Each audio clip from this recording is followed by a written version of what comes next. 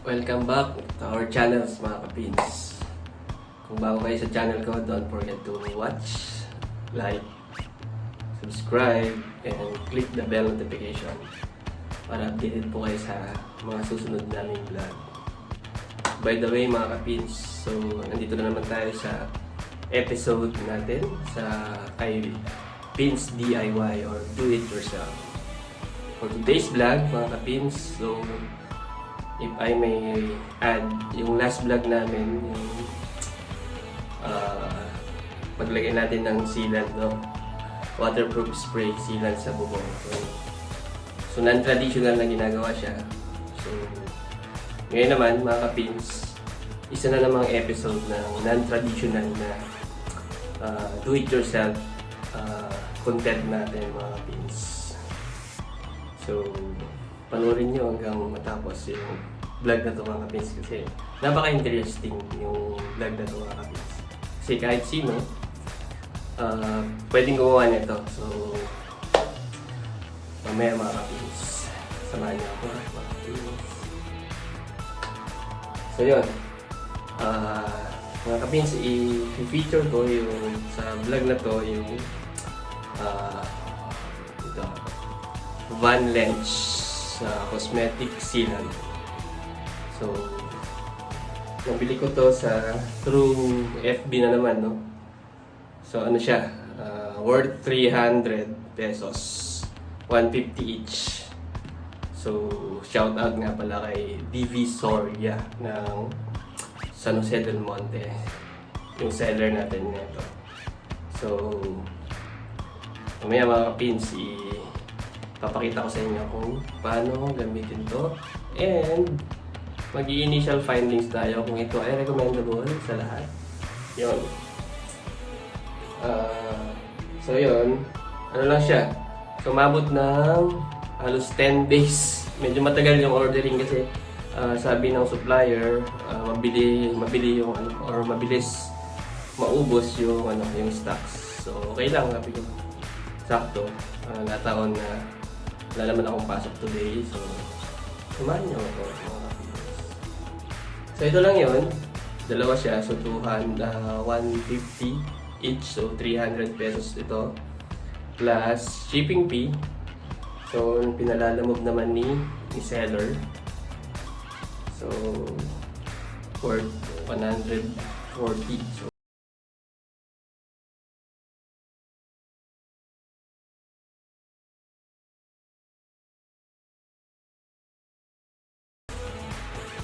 sa Lazada or sa Shopee, available din naman yung items niya. Okay mga kapins, samahan niyo ako.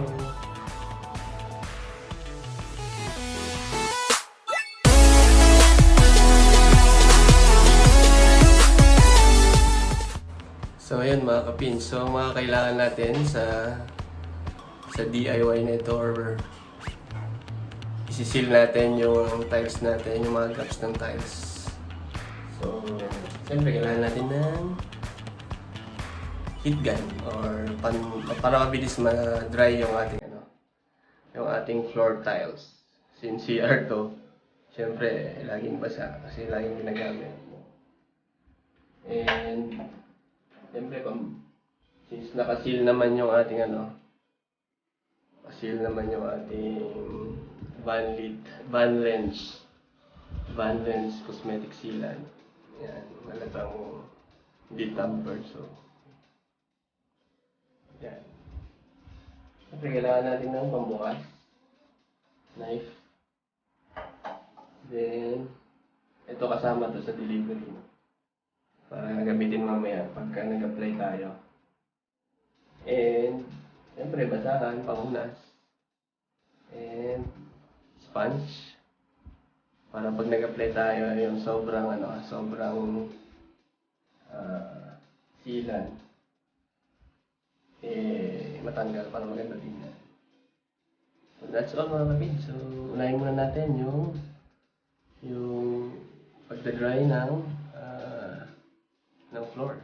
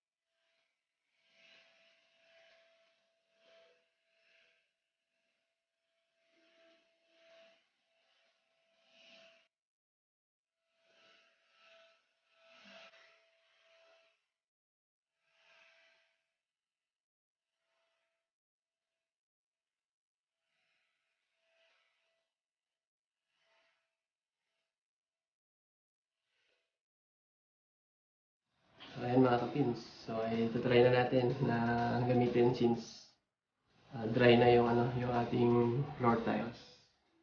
Okay, so konting lang background.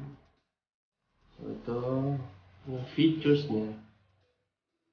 Yan, try natin. So strongly adhesive and adaptive to environment, induce expansion and contraction to avoid cracking and adhesive failure. So application niya suited for the following: so tile seams, mosaic seams, toilet edge lines, kitchen table edges, and the likes for better cosmetic effects. So waterproof, not darkened, resistant to scrubbing and discoloration. So ang main ingredients niya, yan. So water, resin, sodium silicate, aluminum oxalate, and soap. So precaution, so clear up the dirt inside the seam between the tiles. Then turn the sealant upside down and shake it for 20 seconds. So prior to squeezing it out along the target seam. And number 3, use a seam ball or roll to roll back and forth for a few times to apply the sealant evenly seam into the seam. So let it dry naturally after being flattened. Tingnan natin.